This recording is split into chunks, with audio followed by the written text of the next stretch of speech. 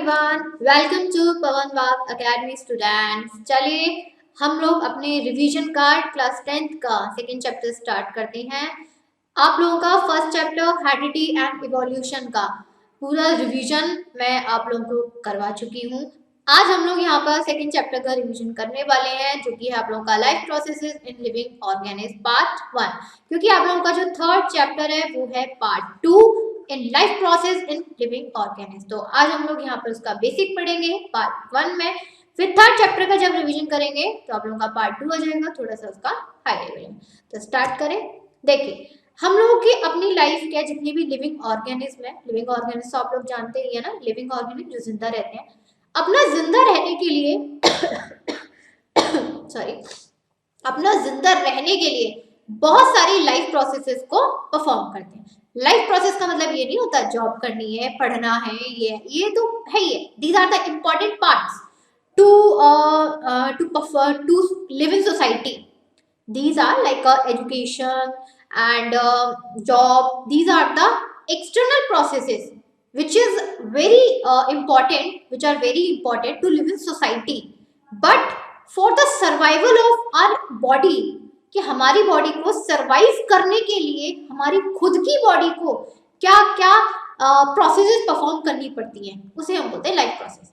जैसे खाना खाया तो डाइजेशन जरूरी है, सांस लेने के लिए रेस्पिरेशन है, हमारी पूरी बॉडी में ब्लड का सर्कुलेशन के लिए सर्कुलेटरी सिस्टम है, हमारी बॉडी से वेस्ट निकालने के लिए एक्सक्रीटरी सिस्टम है, हमारी बॉडी को सारे ऑर्गन्स को कंट्रोल करने के लिए कंट्रोल सिस्टम यानी कि ब्रेन है, राइट। और ये जितने भी आप लोगों के सिस्टम है, ये क्या है, ये हम लोगों के एक्सटर्नल और इंटरनल ऑर्गन्स दोनों एक साथ परफॉर्म करते हैं। एक्सटर्नल ऑर्गन की बात करें तो जैसे नोज हो गया, हैंड हो गया, लेग्स हो गए, ईयर्स हो गए, ये these are the external organs. और इंटरनल ऑर्गन्स में हम लोगों के liver, heart, kidney, stomach, brain, these are internal organs. Internal organs command देते हैं, एक्सटर्नल ऑर्गन परफॉर्म कर रहे हैं। मैं अभी लिख रही हूँ या मैं बोल रही हूँ तो कौन परफॉर्म, ये मेरे एक्सटर्नल ऑर्गन है जो अपना काम कर रहे हैं। यहीं पर इनको काम करने के लिए कमांड कौन दे रहा है, मेरे इंटरनल ऑर्गन यानी कि ब्रेन कमांड दे रहा है। तो यहाँ पर हमारी बॉडी के जो एक्सटर्नल या इंटरनल ऑर्गन्स हैं, एक्चुअली में ये क्या कर रहे हैं, ये हमारे कोऑर्डिनेट कर रहे हैं हमारी पूरी बॉडी को। अब आप कहोगे ma'am what is the meaning of coordination? The meaning of coordination to perform all the organs, internal, external together, यानी कि व्हाट इज कोऑर्डिनेशन?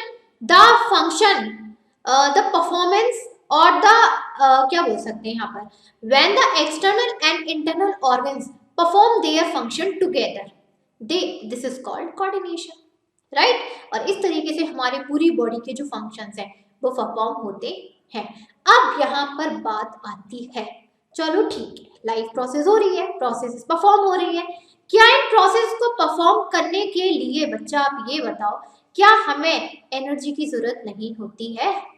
नहीं होती है क्या? ऑब्वियसली होती है भाई, मुझे तो होती है।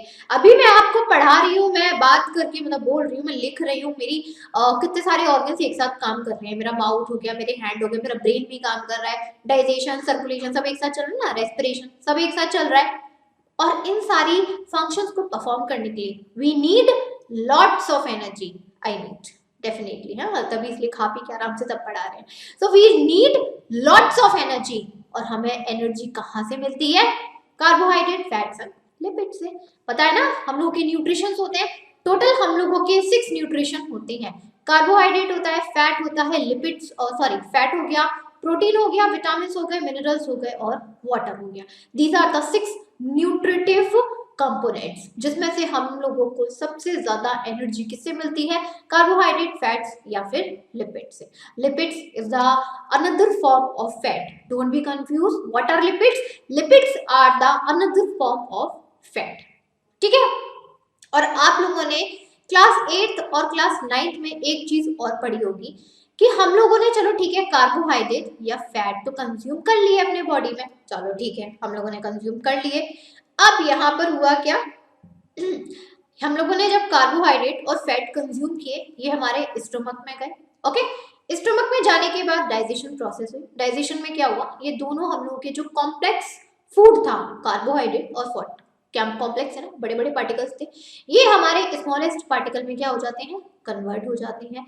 देन ये हमारे पूरे ब्लड में मिक्स हो जाते हैं, ब्लड से हमारे सेल्स के अंदर एंटर हो जाते हैं, सेल्स से हम लोगों के अंदर एक सेल ऑर्गेनल होता है माइटोकॉन्ड्रिया, आप लोगों ने 8th में पढ़ा होगा डेफिनेट सी बात है। अब चाहे तो इसको रिवाइज करके देखो, वैसे इतना टाइम नहीं कि आप इस चीज को पूरा रिवाइज करके देखो, याद रखने वाली चीज है भाई, भूलना नहीं है कि हमारे सेल के अंदर एक सेल ऑर्गेनल होता है दैट इज कॉल्ड माइटोकॉन्ड्रिया। तो ये हम लोग के कार्बोहाइड्रेट और फैट के जो छोटे छोटे मॉलिक्यूल्स हो जाते हैं आफ्टर डाइजेशन, ये हमारे किसके अंदर एंटर करते हैं, माइटोकॉन्ड्रिया के अंदर एंटर करते हैं।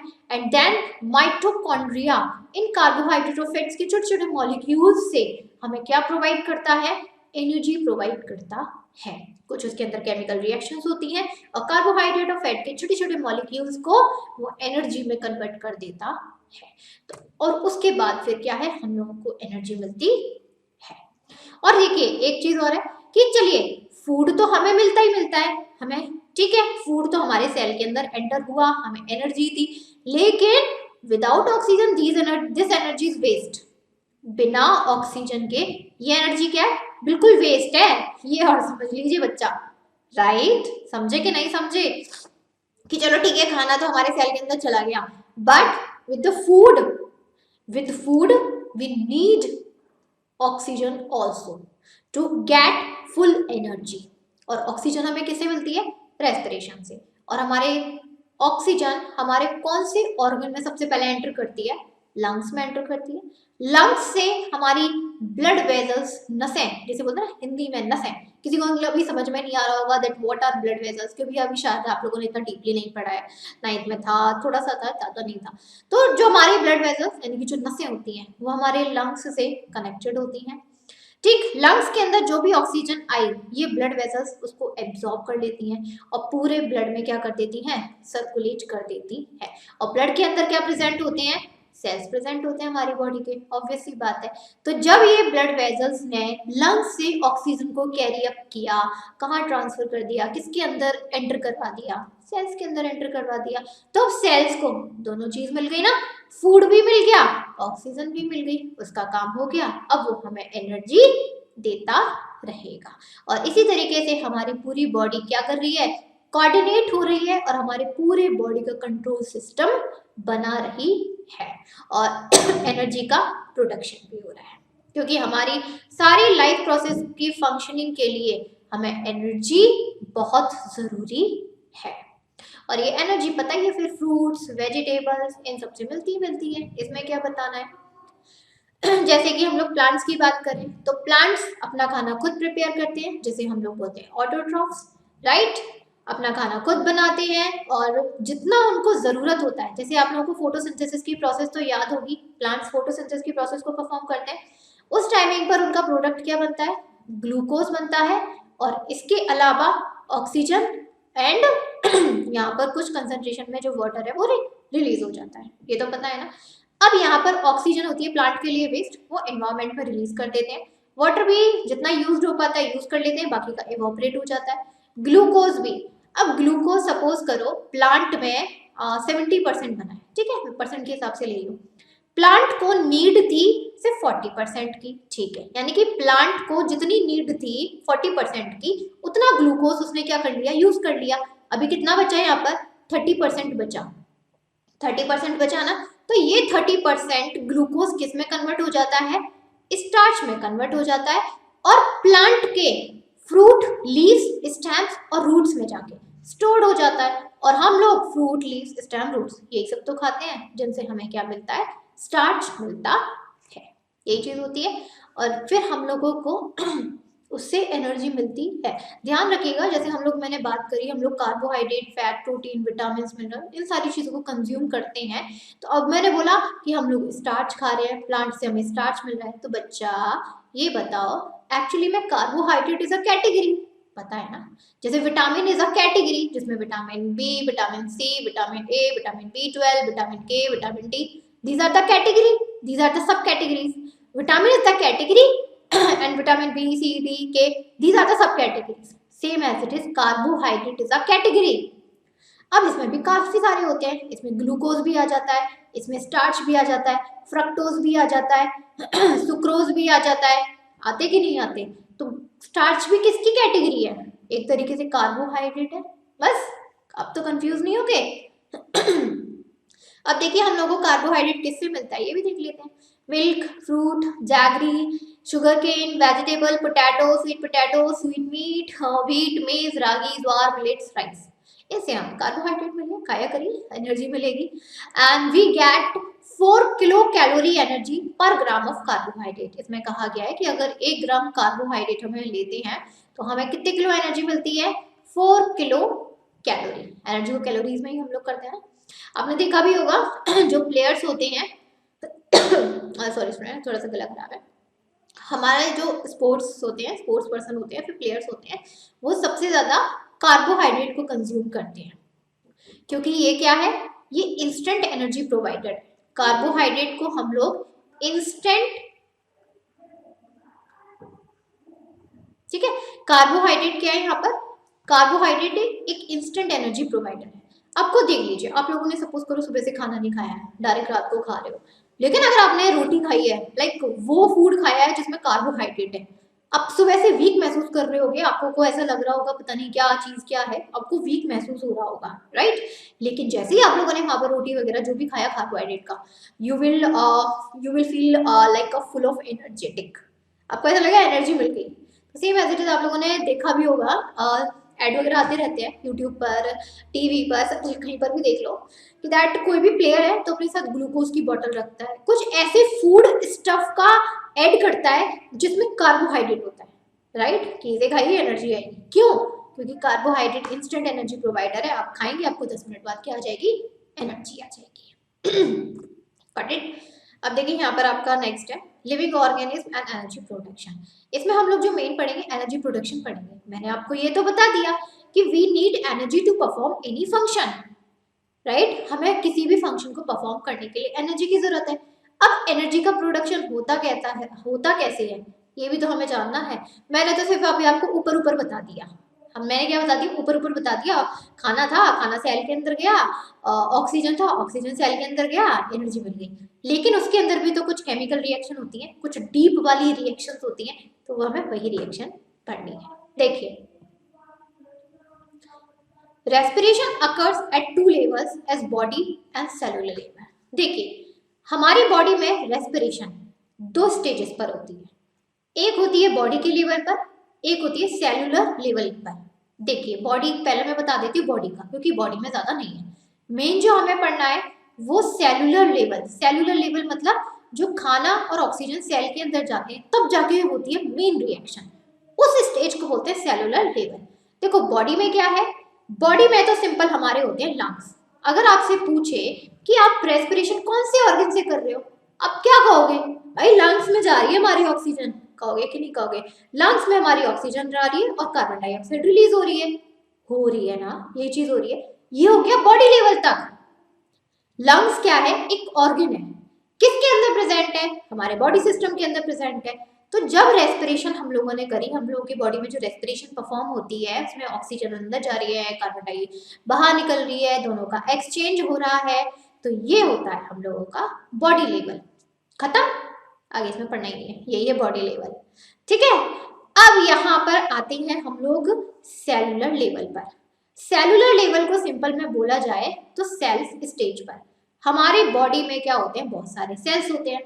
अब हमने खाना खाया, स्टमक में चला गया, उससे तो काम नहीं चलेगा, हमारे सेल्स को भी तो एनर्जी चाहिए, क्योंकि जो मेन फंक्शन हमारी बॉडी में परफॉर्म कर रहे हैं वो तो सेल्स होते हैं। सेल को एनर्जी ऑक्सीजन नहीं मिला तो क्या मिला? कुछ नहीं मिला उसे, फिर तो ना कोई बात नहीं है। फिर चाहे खाना स्टमक में जाए, ऑक्सीजन हमारी लंग्स में जाए, डजंट मैटर, जब सेल्स को कुछ नहीं मिला तो ऐसा होगा कि नहीं होगा? यहाँ पर अब होता क्या है कि सेलुलर स्टेज में हम लोग बात करते हैं सेल्स की, कि हमारी बॉडी में बहुत सारे सेल्स होते हैं और सेल्स को किसकी नीड होती है? सेल्स को भी फूड और ऑक्सीजन दोनों की नीड होती है। फूड हम लोगों का स्टोमक में डाइजेस्ट होकर स्मॉलर पार्टिकल्स में डिवाइड हो जाता है, ब्लड में मिक्स होता है, ब्लड से सेल के अंदर चला जाता है। Same as it is oxygen की बात करें, ऑक्सीजन हमारे लंग्स में गई, लंग्स से हमारी ब्लड वेजल्स कनेक्टेड होती है, नसें कनेक्टेड होती हैं। ब्लड वेजल्स लंग से ऑक्सीजन को एब्जॉर्ब करेंगे और हमारे बॉडी में जितने भी सेल्स हैं उन सबको क्या करवा देती है, एंटर करवा देती है। करवा दिया। अब देखिए अब यहाँ पर क्या है एक चीज और समझिएगा। हाँ, यहाँ पर मैं बता रही थी, जब हम लोगों की दोनों चीज फूड और ऑक्सीजन ये दोनों कहाँ पर एंटर हो गए, सेल के अंदर एंटर हो गए, तो ये दोनों मिलके क्या हो जाते हैं, एक दूसरे के साथ रिएक्शन करना स्टार्ट कर देते हैं। फूड का मतलब यहाँ पर है ग्लूकोज। स्पेशली अगर किसी को कंफ्यूज हो रहा हो, वही फूड में क्या आइटम आएगा, है फूड में क्या आइटम आ सकता है कुछ कुछ लोगों को हो जाता है कंफ्यूजन, अरे भाई दाल बाटी है, पनीर है, क्या है भाई, ग्लूकोज है, नथिंग। C6H12O6 और इसके साथ कौन रिएक्शन करता है, ऑक्सीजन रिएक्शन करता है। तो ये रिएक्शन हम लोगों के सेल्स में परफॉर्म होती है। और जब ये रिएक्शन परफॉर्म हो जाती है तो किसका प्रोडक्शन होगा, एनर्जी का प्रोडक्शन होगा ना सेल के अंदर। और एनर्जी का प्रोडक्शन किसकी फॉर्म में होता है, एटीपी की फॉर्म में होता है। और एटीपी की फुल फॉर्म होती है एडिनोसाइन ट्राइफॉस्फेट। है समझ में, फुल फॉर्म पूछ सकते हैं वन वर्ड में कि भाई जब हमारे ग्लूकोज और ऑक्सीजन ने एक दूसरे के साथ कंबाइन किया, ठीक, तो यहाँ पर ये एनर्जी का फॉर्मेशन हुआ। तो एनर्जी की जो फॉर्मेशन होती है कौन सी फॉर्म में होती है, एटीपी की फॉर्म में, जिसकी फुल फॉर्म होती है एडेनोसाइन ट्राइफॉस्फेट। अब यहाँ पर हम लोगों ने देखा कि ये जो ग्लूकोज है ऑक्सीजन के साथ क्या कर रहा है, ऑक्सीडाइज्ड, मतलब ऑक्सीजन के साथ क्या कर रहा है, अपनी रिएक्शन कर रहा है step by step, step by step. इसी को हम लोग बोलते हैं सेलुलर रेस्पिरेशन। अभी मैंने क्या बताया, सेलुलर लेवल, अभी बोलो सेलुलर रेस्पिरेशन।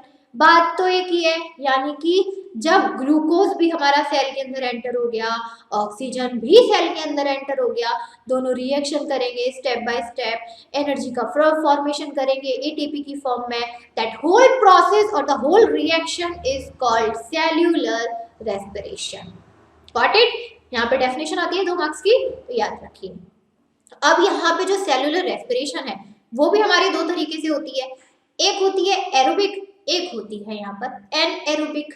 ठीक है, the first one is aerobic and the second one is anaerobic, ये 2 चीज होती है। अब यहाँ पर देखिए, अब यहाँ पर मैंने अभी आप लोगों को क्या बताया कि हमारी बॉडी में फूड के साथ सेल के अंदर कौन रिएक्शन करता है, ऑक्सीजन करता है। यानी कि हमारी रेस्पिरेशन में मेन कंपोनेंट कौन पार्टिसिपेट कर रहा है, ऑक्सीजन कर रहा है। ऐसी रिएक्शन को बोलते हैं एरोबिक रिएक्शन, जिसमें हमारा ग्लूकोज यानी कि C6H12O6 किसके साथ रिएक्ट करे, ऑक्सीजन के साथ रिएक्ट करे। That type of respiration is called aerobic respiration. दूसरी टाइप की होती है एनएरोबिक रिएक्शन। देखो ऐसे बहुत सारे ऑर्गेनिज्म होते हैं, स्पेशली लोअर एनिमल्स, ठीक है, ऐसे बहुत सारे ऑर्गेनिज्म होते हैं जैसे कि लोअर एनिमल्स। अब इसमें क्या होता है, इनमें ग्लूकोज तो इन्हें मिल गया, खाना तो भाई ये भी खाते हैं, ऐसी बात नहीं खाना नहीं खाते, ग्लूकोज तो इन्हें मिल गया, लेकिन ये अपना एनर्जी के प्रोडक्शन के लिए ऑक्सीजन का यूज नहीं करते। They do not required oxygen for their energy production. ऐसी रेस्पिरेशन को बोलते हैं एनएरोबिक रेस्पिरेशन, जिसमें ऑर्गेनिज्म अपने एनर्जी के प्रोडक्शन के लिए ग्लूकोज का यूज तो करे, ग्लूकोज का यूज करे, लेकिन ऑक्सीजन का इन्वॉल्वमेंट ना करे। That type of respiration is anaerobic respiration. लेकिन हमें एनएरोबिक रेस्पिरेशन पढ़नी ही नहीं है, क्योंकि जब इसमें ऑक्सीजन का इन्वॉल्वमेंट ही नहीं है तो हमें पढ़ना क्यों, आपके सिलेबस में भी इंक्लूड नहीं है। हम जो पढ़ेंगे वो पढ़ेंगे एरोबिक रेस्पिरेशन, जिसमें ग्लूकोज ऑक्सीडाइज्ड होता है। ऑक्सीडाइज्ड मतलब ऑक्सीजन के साथ रिएक्शन करता है, और ये 3 स्टेप्स में करता है। कितने स्टेप्स में, 3 स्टेप्स में करता है। और इसमें से आपका जो फर्स्ट स्टेप्स है वो है glycolysis. Got it. First step कौन सा है इसमें, ग्लाइकोलाइसिस। चलिए ग्लाइकोलाइसिस पढ़ते हैं। मैं एक रिएक्शन लिखती हूँ, उस रिएक्शन के थ्रू आप पूरा समझ जाएंगे। देखिए अब मैं सेल के अंदर बात करूंगी, ठीक है, क्योंकि हम सेलुलर रेस्पिरेशन पढ़ रहे हैं, तो भाई सेल के अंदर ही हुई ना, तो ये मत कहना मैम सेल के बाहर हो रही है कि अंदर हो रही है, पहले ही बता दिया सेल के अंदर है। अब देखिए C6H12O6 ये है ग्लूकोज जो किसके अंदर एंटर हो गया, सेल के अंदर। अब ठीक है, अब यहाँ पे जो ग्लूकोज एंटर हुआ सेल के अंदर, सबसे पहले कौन से पार्ट में हुआ? साइटोप्लाज्म में हुआ ना, साइटोप्लाज्म में ही तो हुआ, डायरेक्ट माइटोकॉन्ड्रिया में थोड़ी ना चला गया। सबसे पहले जब ग्लूकोज जाएगा तो साइटोप्लाज्म ही जाएगा, ठीक है। साइटोप्लाज्म में अपने बहुत सारे खुद के लिक्विड होते हैं, ये तो पता ही है ना, सेल का पार्ट पढ़ा है पूरा आप लोगों ने, 8th में 9th में भी पढ़ा होगा कि सेल के अंदर जो लिक्विड पार्ट होता है वो साइटोप्लाज्म होता है। लिक्विड पार्ट में क्या है, बहुत सारे अपने केमिकल्स केमिकल्स सब कुछ मिक्स होते हैं, वो तो होते ही हैं। तो यहाँ पर इस ग्लूकोज ने साइटोप्लाज्म के अंदर जो लिक्विड है उसके साथ अपनी रिएक्शन करी करी और इस रिएक्शन को बोलते हैं ग्लाइकोलिसिस रिएक्शन। इसी रिएक्शन को हमने क्या नाम दे दिया? Glycolysis reaction. कौन सी रिएक्शन को? कि जब हमारा ग्लूकोज हमारे साइटोप्लाज्म सेल के अंदर सबसे पहले साइटोप्लाज्म में एंटर हुआ, और cytoplasm is a liquid, cytoplasm is a liquid, तो साइटोप्लाज्म में काफी सारे अपने केमिकल्स, लिक्विड, विटामिन, मिनरल सब कुछ होगा, जिसने अपने ग्लूकोज के साथ अपना रिएक्शन कर लिया, और इसी प्रोसेस को हमने बोला ग्लाइकोलिसिस। कर लिया। अब प्रोडक्ट देखिए, प्रोडक्ट बनता है पायरुविक एसिड, पायरुविक एसिड। इसके अलावा कुछ एटीपी बनता है, एनर्जी रिलीज होती है। इसके अलावा NADH2 प्लस कुछ कंसंट्रेशन में वाटर, ये प्रोडक्ट बनते हैं। ठीक, ये प्रोडक्ट बन गए, इतना समझ में आया? इसी पूरी प्रोसेस को हम लोग बोलते हैं ग्लाइकोलिसिस। सिर्फ रिएक्शन से समझिए, समरी पर तो ध्यान मत दीजिए, सिर्फ रिएक्शन समझिए। दोबारा बता रही हूँ, देख लीजिए, केमिस्ट्री की तरह है, वही समझिए कि हमारा ग्लूकोज हमारे साइटोप्लाज्म में एंटर हुआ, साइटोप्लाज्म के लिक्विड के साथ रिएक्शन करी और हमारे प्रोडक्ट बना दिए पायरुविक एसिड, कुछ एटीपी, कुछ कंसंट्रेशन में NADH2, कुछ कंसंट्रेशन में वाटर, और इसी प्रोसेस को हमने क्या बोला? ग्लाइकोलिसिस बोला। ठीक, इतना क्लियर हुआ? आप लोग क्या करना है, आप लोगों को ये जो मैंने स्टेप बाय स्टेप बता रही हूँ ना, पूरा लिख लिख के अपनी कॉपी में अलग से पॉइंट वाइज रिएक्शन की तरह लिख लेना, ये बहुत हेल्प करेगा आपको, अदरवाइज कंफ्यूज हो जाओगे। अब आगे देखिए, अब हम लोग की किसकी फॉर्मेशन हुई थी? पायरुविक एसिड की फॉर्मेशन हुई थी ना, ठीक है, पायरुविक एसिड बना था हम लोग का प्रोडक्ट। ये पायरुविक एसिड हम लोगों के कन्वर्ट हो जाता है एसिटाइल कोएंजाइम में, कोएंजाइम ए में। यहाँ पर पायरुविक एसिड हम लोगों का प्रोडक्ट बना, और यही पायरुविक एसिड किस में कन्वर्ट हो गया? एसिटाइल कोएंजाइम ए में कन्वर्ट हो गया। और हम लोगों के यहाँ पर जो दो NADH2 के 2 मॉलिक्यूल्स बने थे, और कार्बन डाइऑक्साइड भी कुछ कंसंट्रेशन में बनी थी, 2 मॉलिक्यूल्स, ये इस प्रोसेस में रिलीज हो जाते हैं। बिल्कुल, क्या होगा? ये रिलीज हो गए। इतना समझ में आया? अब आ जाइए सेकंड पर। सेकंड स्टेज होती है ट्राई कार्बोक्सिलिक एसिड साइकिल, और इसका अदर नेम भी है क्रेब्स साइकिल। ठीक, सेकंड स्टेप कौन सा है यहाँ पर? ट्राई कार्बोक्सिलिक एसिड साइकिल या फिर क्रेब्स साइकिल। अब देखिए, अभी हम लोगों ने क्या देखा था कि यहाँ पर पायरुविक एसिड किस में कन्वर्ट हो रहा था? एसिटाइल कोएंजाइम मॉलिक्यूल्स में। अब हमारे पास जो एसिटाइल कोएंजाइम है, अब ये एंटर होगा माइटोकॉन्ड्रिया में। ये जो पूरी प्रोसेस हुई, ये सेल के साइटोप्लाज्म में परफॉर्म हुई। ये चीज भी ध्यान रखनी है, क्वेश्चन में पूछ सकते हैं एग्जाम में कि ये जो ग्लाइकोलिसिस प्रोसेस है, ये वाला कन्वर्जन है, ये जो रिलीजेशन है, ये सेल के कौन से पार्ट में हुआ? ये सेल के साइटोप्लाज्म पार्ट में हुआ। अब यहाँ से हम लोगों के जो मॉलिक्यूल्स बने थे एसिटाइल CoA, ये किसमें हुए हम लोगों के? ये एंटर हो जाते हैं माइटोकॉन्ड्रिया में। Got it? एक चीज और बता देती हूँ, जैसे ट्राई कार्बोक्सिलिक एसिड साइकिल है ना, इसका एक नाम क्रेब्स साइकिल भी है और एक नाम इसका साइक्लिक चेन भी है, क्योंकि कंटिन्यूस साइकिल की फॉर्म में परफॉर्म होती है ना, तो इसको साइक्लिक चेन भी बोलते हैं। ठीक है, अब आ जाइए नेक्स्ट रिएक्शन पर आते हैं। हमारे पास जो एसिटाइल पार्ट ऑफ, अब देखिए हमारे पास कौन सा मॉलिक्यूल्स थे?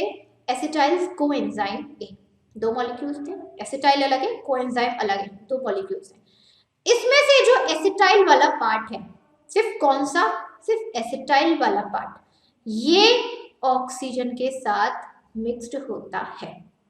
ठीक है, हमारे पास एसिटाइल कोएंजाइम पूरा प्रोडक्ट था, लेकिन ये पूरा प्रोडक्ट कभी भी ऑक्सीजन के साथ नहीं होता, बल्कि इसका सिर्फ एसिटाइल वाला पार्ट ऑक्सीजन के साथ अपना ऑक्सीडाइज्ड होता है, अपना पूरा प्रोसेस करता है। और इस टाइमिंग पर हम लोगों के जो प्रोडक्ट्स बनते हैं वो बनते हैं carbon dioxide plus H2O plus NaDH2 plus FADH2, ये प्रोडक्ट बनते हैं। अब देखो यहाँ पर ये आपको डायग्राम में दिखाया भी हुआ है, जैसे ये पूरा माइटोकॉन्ड्रिया है। माइटोकॉन्ड्रिया का स्ट्रक्चर नहीं बताऊंगी, पढ़ के आए हो 8th में, आउटर मेम्ब्रेन इनर मेम्ब्रेन होता है ना ये तो। इसके अलावा माइटोकॉन्ड्रियल मैट्रिक्स भी होता है। अब देखो यहाँ पर रिएक्शन देखो, सिर्फ रिएक्शन देखो, हमें किसी और से मतलब नहीं है। ये एसिटाइल CoA जो कि माइटोकॉन्ड्रिया के अंदर एंटर हुआ कि नहीं हुआ।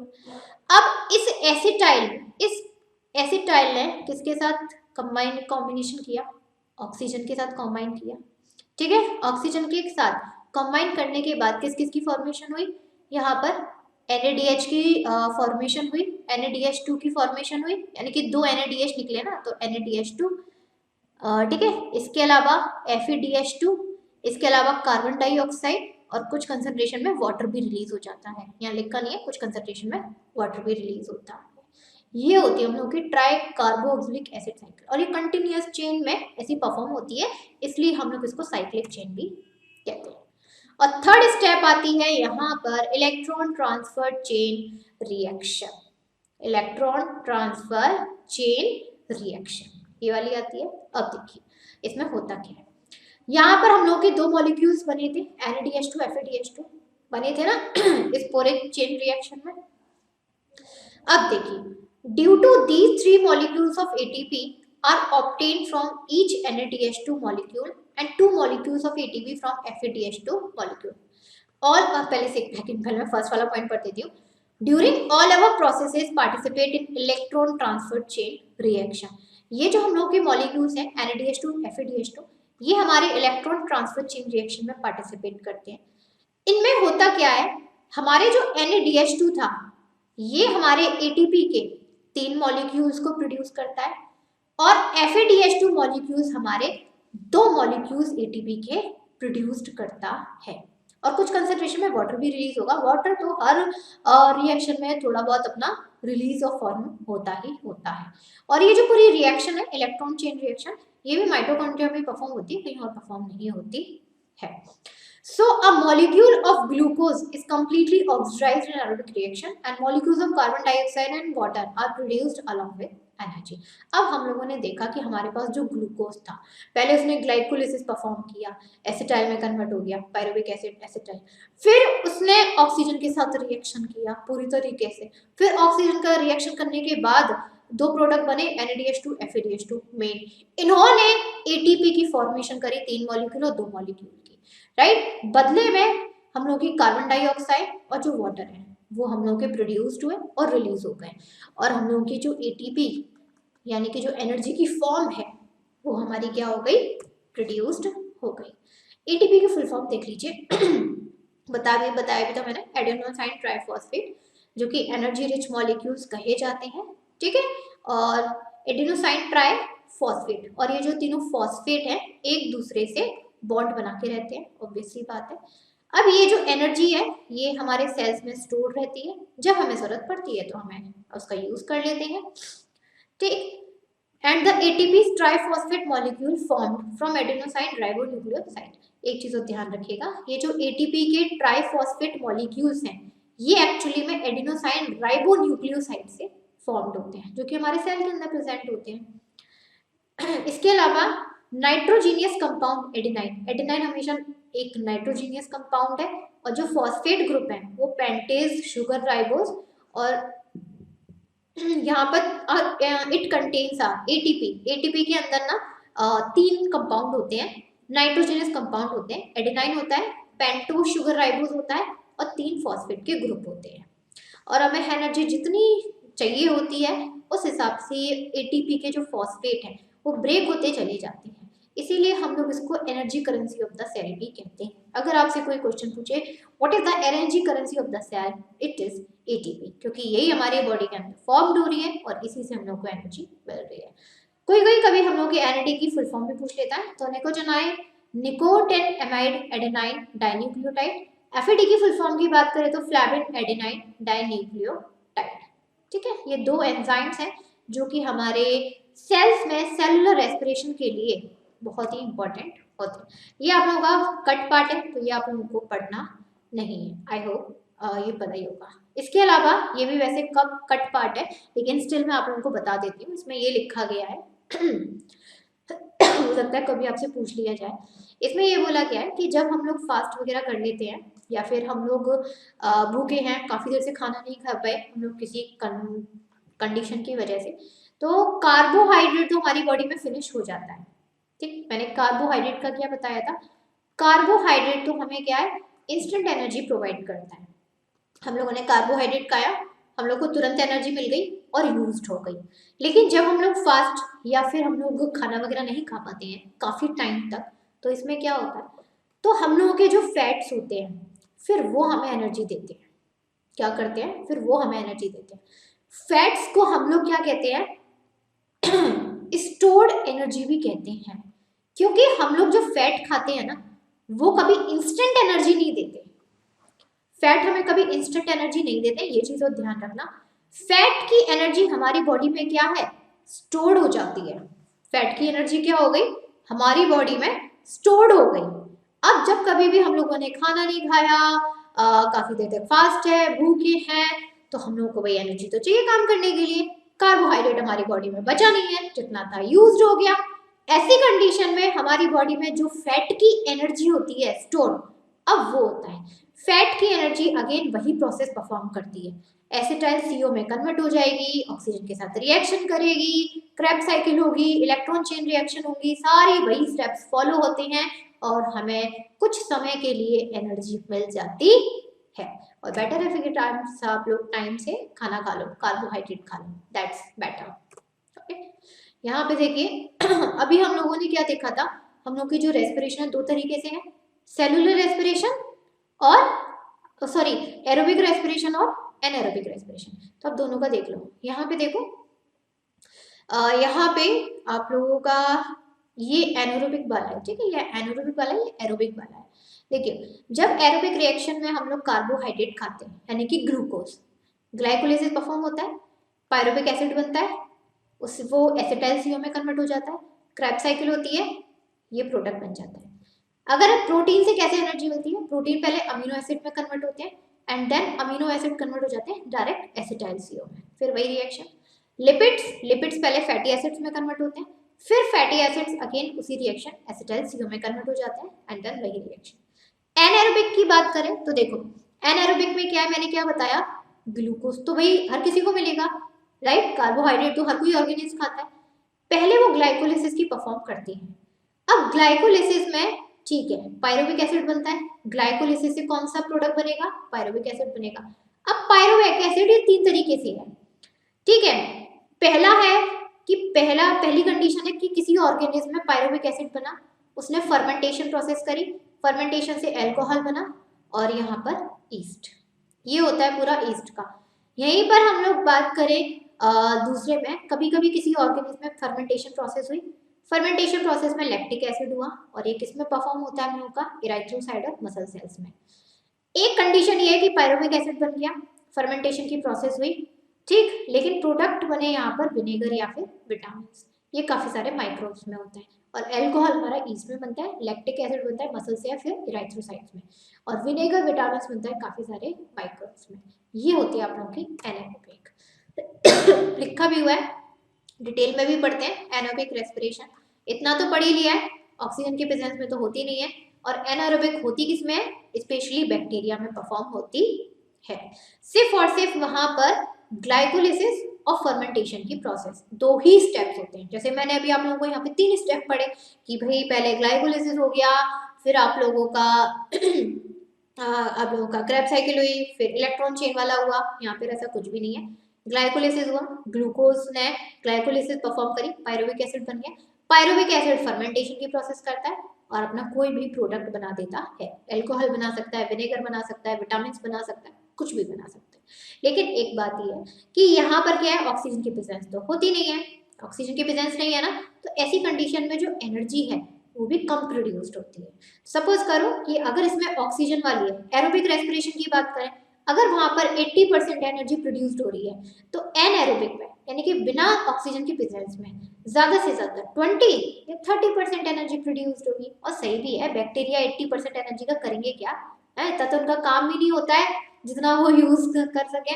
तो कम एनर्जी बढ़ी है, कम एनर्जी है, कम जिंदा रहेंगे, ज्यादा कम बीमारियां फैलाएंगे।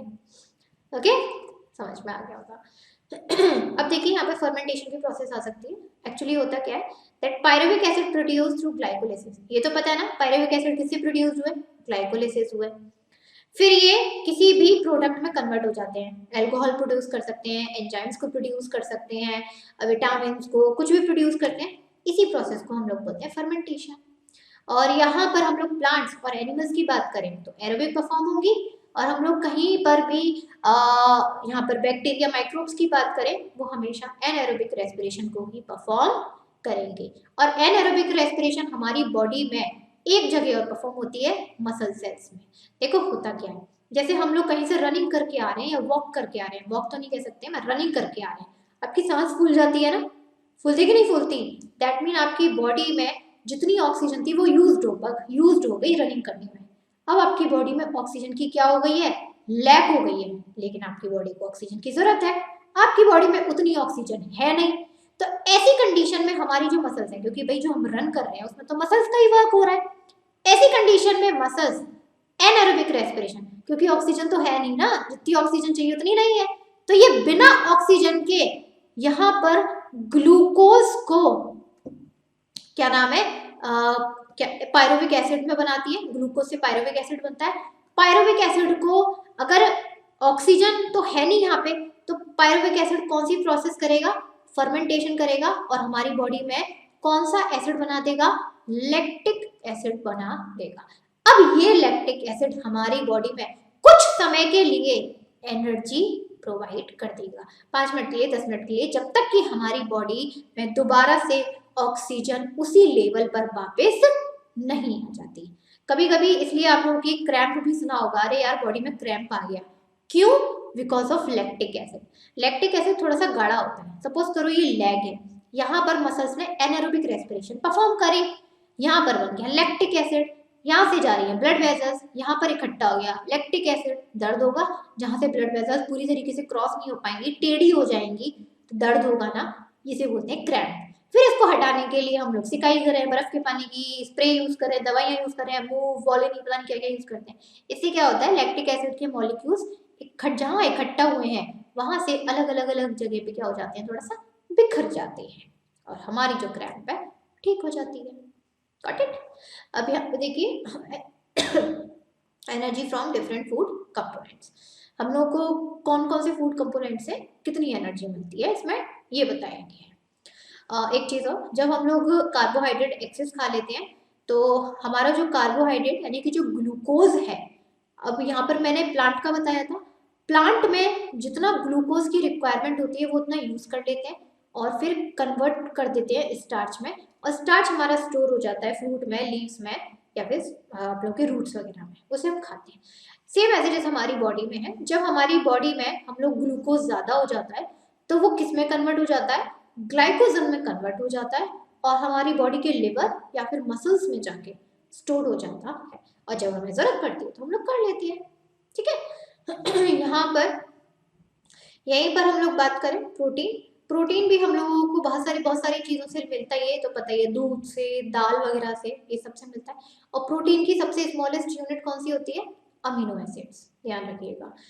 प्रोटीन, भाई हम लोगों के जो प्रोटीन है वो तो एक मॉलिक्यूल है, लेकिन जो मॉलिक्यूल है वो भी तो अपनी स्मॉलेस्ट एटम यूनिट से बना होगा, तो वो होती है इसकी अमीनो एसिड। यानी कि जब बहुत सारे अमीनो एसिड्स के एटम्स, स्मॉलेस्ट यूनिट, कंबाइन होंगे तो किसकी फॉर्मेशन करेंगे, प्रोटीन की।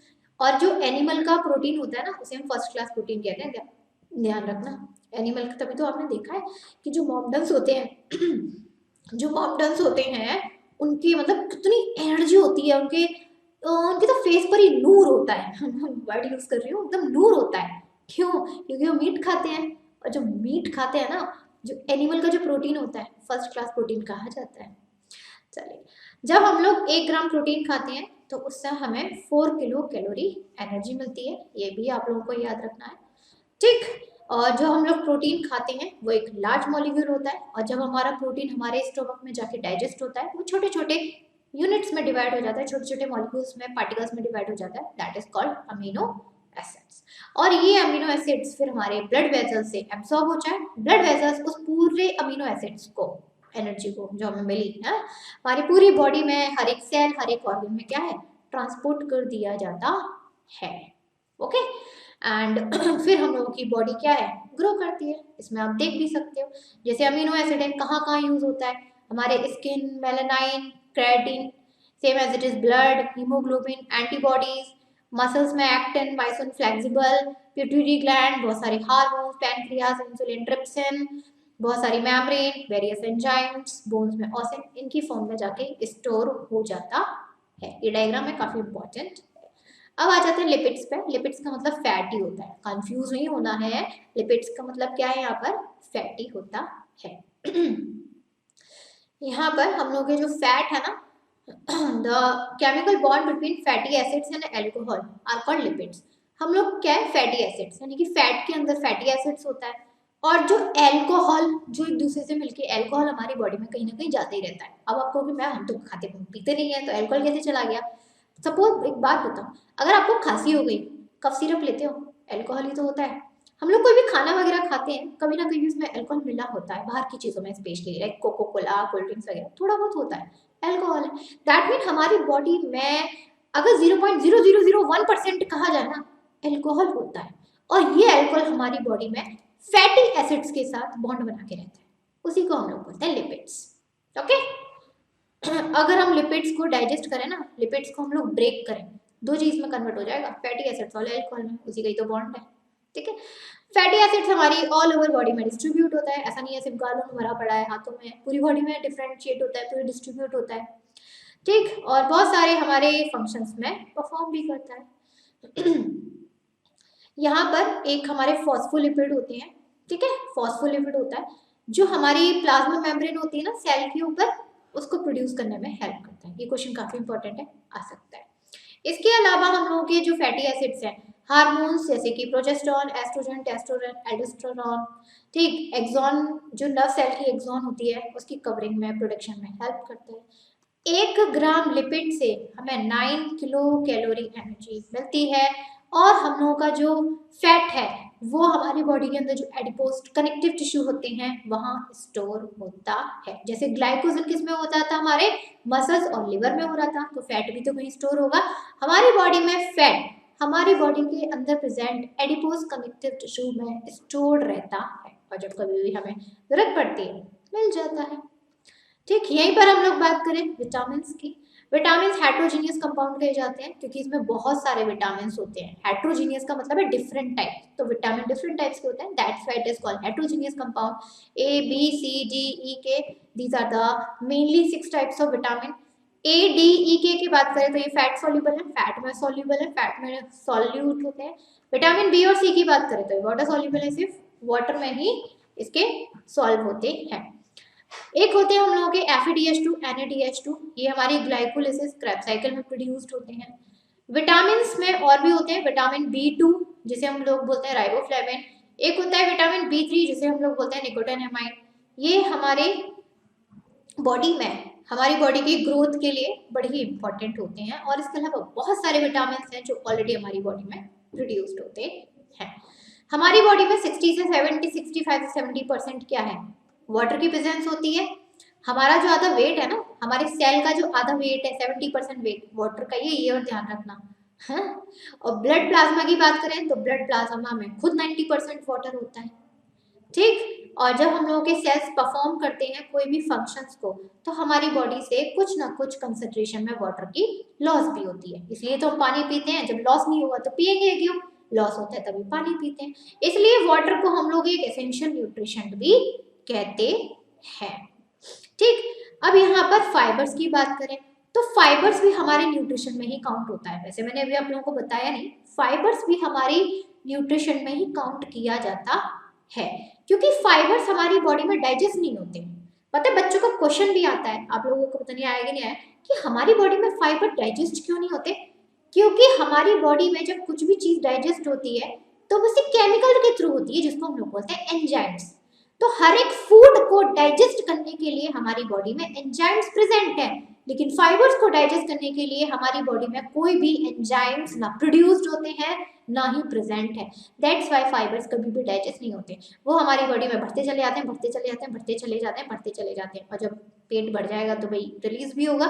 तो ये इसलिए कहते हैं ना that fibres are important to release undigested substances in our body. Why?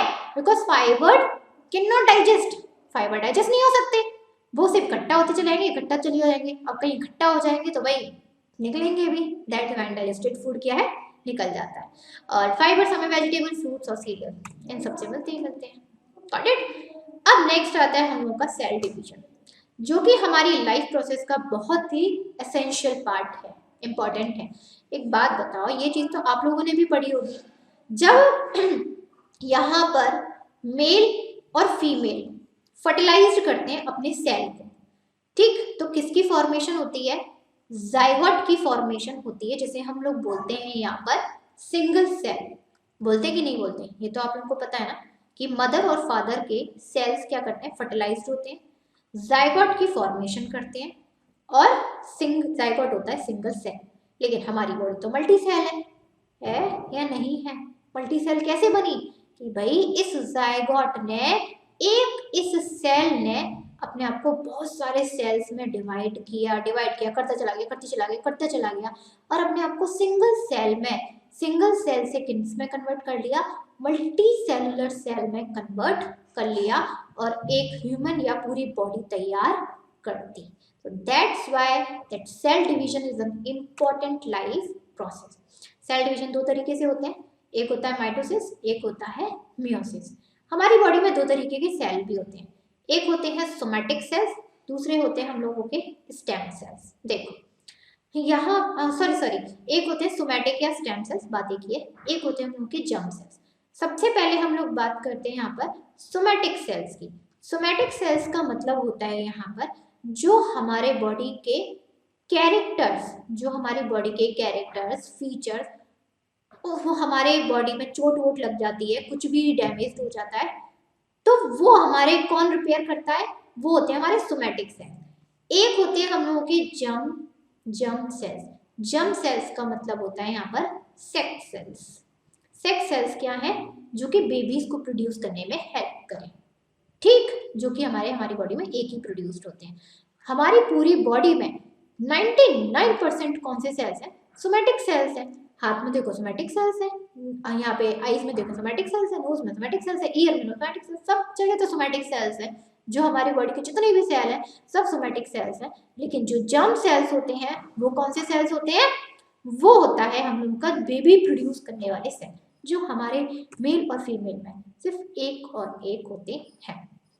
और यहाँ पर क्रोमोसोम्स भी होते हैं हमारी बॉडी में, पेयरिंग में, पता है ना हमारी पूरी बॉडी में 23 क्रोमोसोम्स होते हैं। अगर ये पेयर की बात करी मैंने, अगर सिंगल की बात करें तो 46 हो जाएंगे, 23 का डबल कर दो 46 हो जाएंगे, ठीक। अब हम लोग यहाँ पर आप लोगों का स्टार्ट करते हैं सबसे पहले माइटोसिस।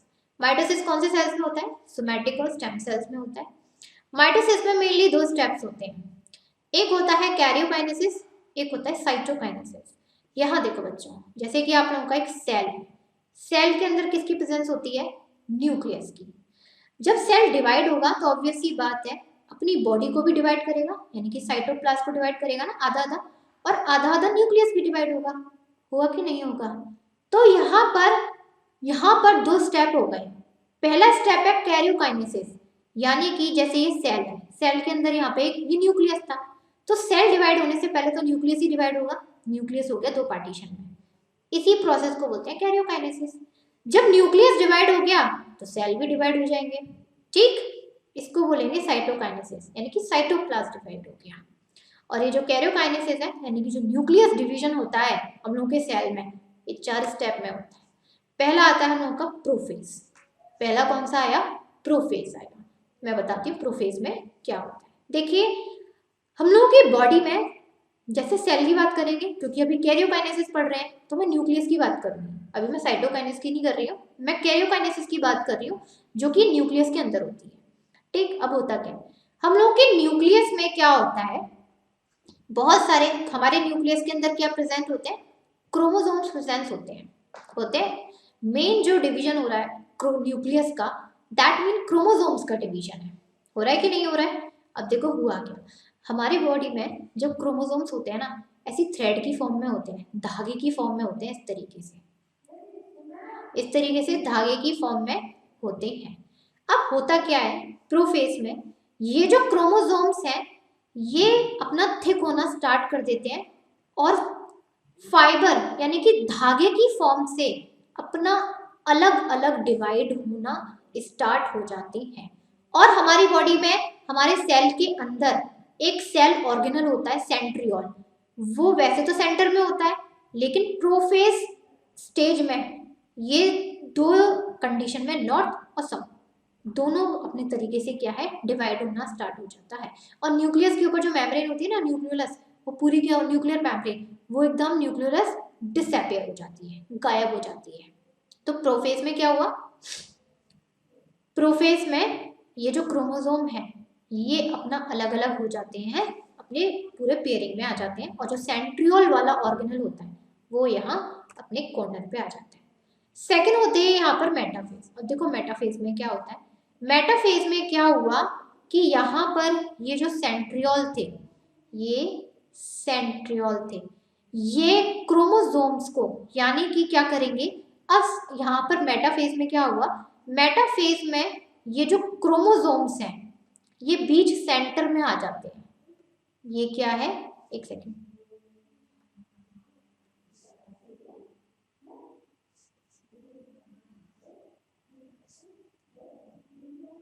देखो यहाँ पर क्या हुआ, यहाँ पर जो क्रोमोसोम है वो सेंटर में आके क्या हो जाएंगे, बिल्कुल अरेंज हो जाएंगे पैरेलल फॉर्म में, इस तरीके से अरेंज हो गए। और यहाँ से हम लोगों के सेंट्रियोल से स्पिंडल फाइबर की फॉर्मेशन हो जाएगी। जैसे मैग्नेट से मैग्नेटिक फोर्स की फॉर्मेशन हो जाती है ना, इसी तरीके से समझ लो कि सेंट्रियोल से स्पिंडल फाइबर की फॉर्मेशन हो गई। और ये जो क्रोमोसोम्स थे ये सेंटर में क्या हो गए, बिल्कुल अरेंज हो जाते हैं, बिल्कुल यहाँ पर इक्वेटोरियल प्लेन में पैरेलल फॉर्म में। ये होता है मेटाफेज में। थर्ड फेज में आता है यहाँ पर एनाफेज। एनाफेज में क्या हुआ कि यहाँ पर जो हमारे ये क्रोमोसोम बीच लाइन में पैरेलल फॉर्म में क्या थी, अरेंज थे, ये पूरा इस तरीके से स्पिंडल फाइबर की फॉर्मेशन हो चुकी थी। यहाँ से अब क्या होगा, यहाँ से हम लोगों का जो न्यूक्लियस है वो डिवाइड होना स्टार्ट हो जाएगा।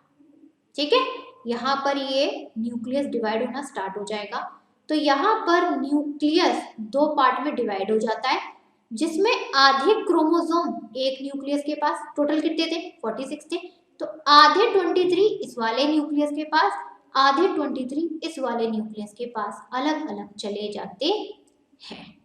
हो गए, ये होता है हमारा एनाफेज में। यहाँ पर आप देख भी सकते हो, देखो यहाँ पर सबसे पहला मेटाफेज था। मेटाफेज में एक सेकेंड, हाँ सॉरी, सबसे पहला था हम लोगों का प्रोफेज। प्रोफेज में हम लोगों का क्या हुआ, प्रोफेज में हम लोगों का ये जो न्यूक्लियस था यहाँ पर सेंट्रियोल अरेंज हो गए और हम लोगों के क्रोमोसोम्स ने अपने आप को अलग अलग कर लिया, धागे की फॉर्म में नहीं रहे। फिर आया मेटाफेज। मेटाफेज में सेंट्रियोल ने स्पिंडल फाइबर की फॉर्मेशन करी और हमारे क्रोमोसोम्स सेंटर में इक्वेटोरियल फॉर्म में पैरेलल आके अरेंज्ड हो गए। फिर आया हमारा एनाफेज। एनाफेज में क्या हुआ कि हम लोगों के ये जो क्रोमोसोम्स हैं ये अब एक दूसरे से सेपरेट होने लगे। टोटल 46 थे, आधे 23 इधर, आधे 23 इधर। और फाइनली टेलोफेज में क्या होता है, टेलोफेज में ये जो हम लोगों का न्यूक्लियस है फाइनली अपने आप को डिवाइड कर लेता है, जिसमें से आधे 23 क्रोमोसोम्स उनके पास चले जाते हैं, आधे 23 क्रोमोसोम्स इनके पास चले जाते हैं। ये होता है आप लोगों का टेलोफेज। और फिर इसमें टेलोफेज में जो स्पिंडल फाइबर है वो भी डिसअपियर हो जाते हैं। जो न्यूक्लियस की लेयर है न्यूक्लियोलस वो भी आप लोगों की वापस आ जाती है, ठीक। और एक एक सेंट्रियोल एक न्यूक्लियस के पास, एक सेंट्रियोल एक न्यूक्लियस के पास दोबारा से अपना एक एक हो जाता है। ये होता है आप लोगों का टेलोफेज। उस ये तो था आप लोगों का कैरियोकाइनेसिस। उसके बाद जैसे ही आप लोगों का न्यूक्लियस का डिवीजन हो जाता है, कौन सी प्रोसेस स्टार्ट हो जाती है? साइटोकाइनेसिस। अब साइटोकाइनेसिस, अब देखो यहाँ पर क्या था, ये सेल था, सेल में न्यूक्लियस का डिवाइड तो हो गया। अब किसका डिवीजन होना है?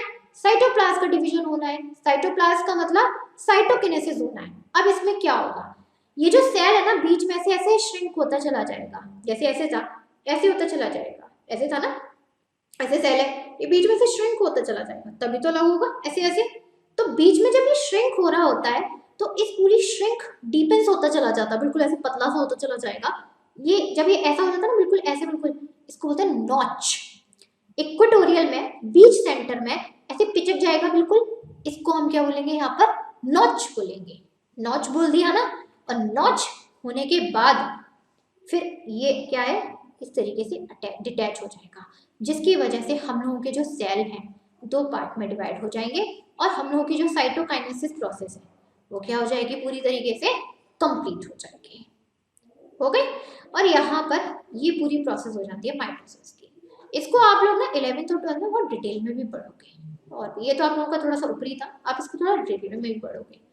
अब देखो हुआ क्या, ये जो माइटोसिस है ना ये हमारी बॉडी की बाउंड हीलिंग में, फॉर्मेशन ऑफ ब्लड सेल्स में, इन सब में हेल्प करता है। आप खुद सोचो, हमारी चोट लग गई यानी कि यहाँ के बीच के जो सेल्स थे वो डिस्ट्रॉय हो गए, जो कि सोमैटिक सेल्स होते हैं। दोबारा से लेयर आ जाती है, एक हफ्ते बाद का हार्ट बीट ठीक हो जाता है। क्यों हो जाता है? क्योंकि यहाँ पर ये वाले सेल्स तो डिस्ट्रॉय हो गए, लेकिन इसके आसपास के सेल्स तो थे ना, उन्होंने माइटोसिस प्रोसेस को परफॉर्म किया, माइटोसिस सेल डिवीजन किया, और जहाँ पे सेल खराब हो गए थे उसको दोबारा से सेल नए सेल बना के दे दिए। दैट इज माइटोसिस, जो बहुत इंपॉर्टेंट होता है। यहीं पर हम लोग बात करें मियोसिस की, तो मियोसिस किस में होता है? हम लोगों के जर्म सेल्स में होता है। पहली बात तो यही है, जर्म सेल्स मतलब रिप्रोडक्टिव सेल्स में, जो बेबी प्रोड्यूस करने में हेल्प करते हैं, इसमें भी वही फॉर्मेशन होती है। अब होती क्यों है ये और सोच लो, जर्म सेल्स में मियोसिस क्यों जरूरी है? एक बात बताओ, मेल के अंदर बात करें फीमेल के अंदर बात करें, मेल के रिप्रोडक्टिव सेल्स में भी 46 क्रोमोसोम्स होंगे, फीमेल के रिप्रोडक्टिव सेल्स में भी 46 क्रोमोसोम होंगे। फर्टिलाइजेशन हुआ, बच्चे के पास कितने चले गए? 96 चले गए। अरे बाप रे, अब नॉर्मल बच्चा। इसीलिए फीमेल और मेल का फर्टिलाइजेशन होने से पहले, इन सेल्स का फ्यूजन होने से पहले, वो सेल्स कौन सी प्रोसेस करते हैं? मियोसिस, जिसमें वो अपने आप को, वो जो सेल है आधा आधा डिवाइड कर लेंगे, ये सेल भी अपने आप को आधा आधा डिवाइड कर लेंगे। तो अब इस सेल के पास कितने क्रोमोसोम्स बचे? 23, इसके पास 23। अब कंबाइन करेंगे तो जब बच्चे के पास जाएंगे तो कितने जाएंगे? 46 जाएंगे। दैट्स वाई मियोसिस जो है बहुत इंपॉर्टेंट है जर्म सेल्स के लिए, ताकि हैप्लॉइड सेल बन सके। डिप्लॉइड और हैप्लॉइड पता है ना, डिप्लॉइड सेल मतलब मतलब डिप्लॉइड की बात करें तो जब क्रोमोसोम्स हमारे टोटल 46 होते हैं पेयरिंग में, हैप्लॉइड की बात करें तो हमारे क्रोमोसोम्स जब पेयरिंग में नहीं होते, सिंगल सिंगल होते हैं, जो कि होने चाहिए। बाकी की प्रोसेसेस वही सब परफॉर्म होती हैं। पहले हम, और 2 बार होती है, ये चीज समझ लेना, ठीक है। पहली प्रोसेस होती है यहाँ पर आप लोगों का वही प्रोफेज, सेकेंड प्रोसेस में आप लोगों की मेटाफेज आती है, थर्ड में एनाफेज आती है, और फोर्थ में टेलोफेज आती है। इतना समझ में आया? मियोसिस हमारी 2 है, मियोसिस फर्स्ट और मियोसिस सेकेंड, मियोसिस 1 और मियोसिस सेकेंड। एक्चुअली हमारे जो जर्म सेल होते हैं ना वो अपने आप को 4 सेल में डिवाइड करते हैं। एक सेकेंड, सॉरी, हाँ, ये जो हमारा रिप्रोडक्टिव सेल होते हैं सेक्स सेल्स, वो अपने आप को 4 पार्ट में डिवाइड करते हैं। पहला एक सेल था, उसने अपने आप को 2 पार्ट करेगा, एक सेल तो 2 ही में कर सकता है ना, तो पहले सेल ने अपने आप को 2 में किया, उसी प्रोसेस से किया, प्रोफेज 1 से मेटाफेज 1, एनाफेज, टेलोफेज जो प्रोसेस होती है, ठीक। 2 सेल में हो गए। अब ये 2 सेल अगेन अपने आप को डिवाइड करेंगे, उसको बोलेंगे मियोसिस सेकेंड। जब एक सेल ने मियोसिस 1 किया और 2 पार्टीशन में डिवाइड हो गया तो मियोसिस 1, अब ये दोनों सेल ने अपने आप को अगेन डिवाइड किया तो हम क्या बोलेंगे यहाँ पर? मियोसिस सेकेंड, जिसमें 4 बनते हैं। वही प्रोसेस होती है प्रोफेज, मेटाफेज, एनाफेज और टेलोफेज वाली, और उसमें अलग से कुछ नहीं होता, प्रोसेसेस वही होती हैं, बस वही है। और ये ज़रूरी भी है, क्योंकि यहाँ पर क्या है, यहाँ पर मैंने बताया ना, मेल और फीमेल उनके अंदर 46 क्रोमोसोम्स हैं, बच्चे में मिलेंगे तो 96 जाएंगे, अब normal, that's not possible. That's why ये सेल पहले अपने आप को 23 में, ये सेल अपने आप को 23 में, देन कंबाइन होंगे तब बच्चे के अंदर चलेंगे 46। That's very important for further generation. Got it. चलिए अब यहाँ पर आप लोगों का इस चैप्टर का रिवीजन होता है खत्म। समझ में आ गया होगा, अच्छा चैप्टर था, इजी भी था, और थोड़ा सा आपको अपने और समरी के लिए आपको समरी डिटेल में जानी होगी। अगर इस चैप्टर में स्टिल आप लोगों को कोई प्रॉब्लम है तो मैंने इसका full lecture with detail explanation के साथ आप लोगों को कराया हुआ है, आप लोग मेरी प्लेलिस्ट पे जाके देखिए, वहां पर आप लोगों को मिल जाएगा, प्रॉब्लम नहीं आएगी, वहां से आप फुल एक्सप्लेनेशन वाला कर सकते हो। लेकिन अब फुल एक्सप्लेनेशन का टाइम नहीं, अब रिवीजन का टाइमिंग है, with one note with one revision. तो आप लोगों की चली रहे revision, time to time join करते रहिए, अपना खुद के बीच में जो भी आप लोगों के क्वेश्चंस आते हैं, चाहे एक्सरसाइज के हो चाहे मिड क्वेश्चन हो, उनको लगाइए, सॉल्व करिए, अपनी लैंग्वेज में लिखिए, बाकी का तो हम करा ही रहे हैं आप लोगों को। Okay, thank you student. अब आप लोगों का नेक्स्ट चैप्टर का रिवीजन होगा, इसी का पार्ट 2 का, टाइम से ज्वाइन कर लीजिएगा, टाइम से अपना जो भी लेक्चर्स हैं उसको देखते जाइएगा। तब तक के लिए thank you student, bye bye and take care of you.